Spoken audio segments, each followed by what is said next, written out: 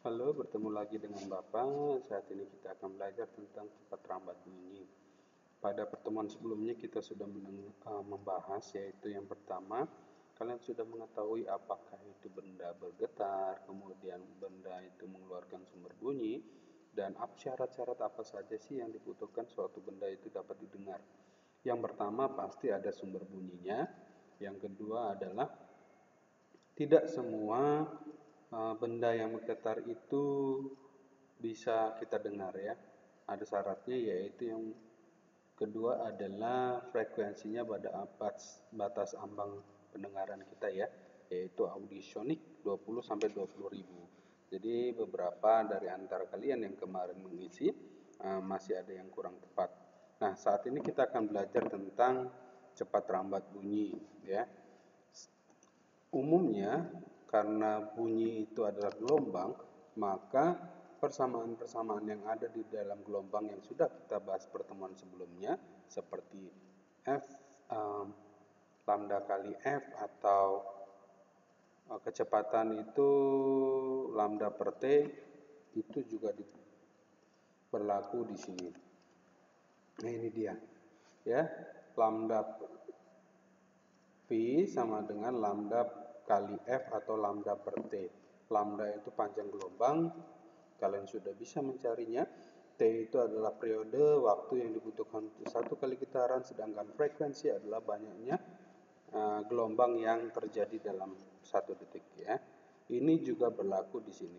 Namun ada beberapa rumus juga yang bisa kita pakai karena kecepatannya bisa kita katakan adalah tetap, yaitu kita menggunakan rumus kecepatan di GLB, gerak lurus beraturan ya, kecepatannya tetap, yaitu V sama dengan S per T. Ya, S itu jarak yang ditempuh bunyi ya, T itu adalah waktu ya. Ini bisa kita gunakan ketika kalian misalnya di bukumu itu ada ledakan ya. Sekarang bulan puasa ya, misalnya ada ledakan petasan, terdengarnya setelah 4 detik ya, dari jarak yang kamu dengan sumber ledakan.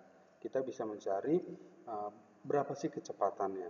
Atau kalau misalnya penyelam pelaut ya, ingin melihat dasar laut, di sini panjangnya berapa, berarti nanti juga jarak yang ditempuh adalah jarak ketika mengukur kedalaman.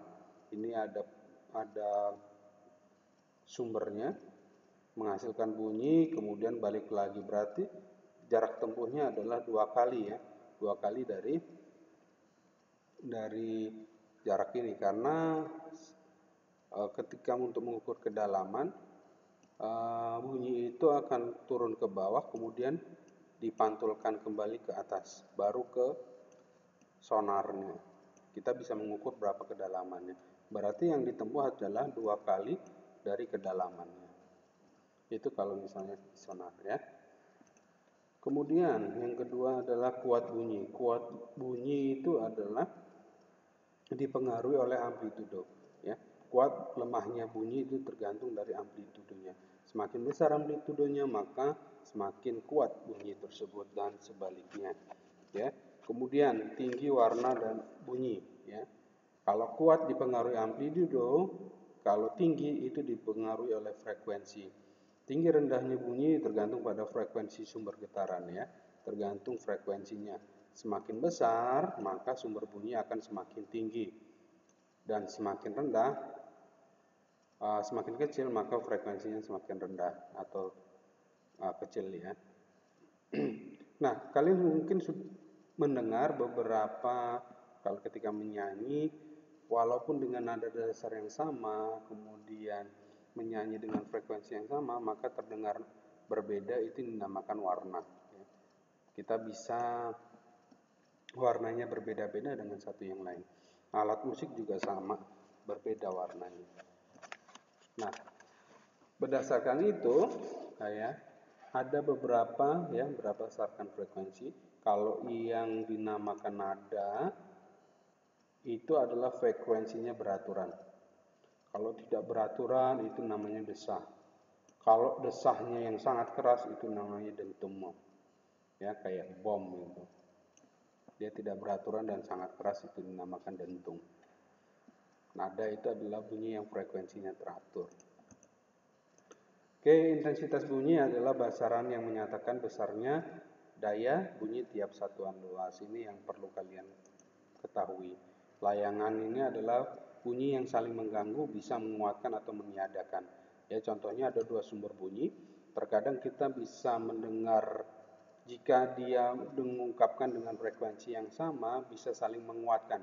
Jadi kita terdengarnya bisa kuat, tapi ketika dia frekuensinya bisa juga saling meniadakan. Kita nggak dengar apa bunyi tersebut. Mungkin itu sering pernah kalian alami ya. Nah, itu adalah pembelajaran kita hari ini tentang frekuensi, nada, ya, kemudian dentuman, kemudian kuat lemahnya bunyi dipengaruhi apa.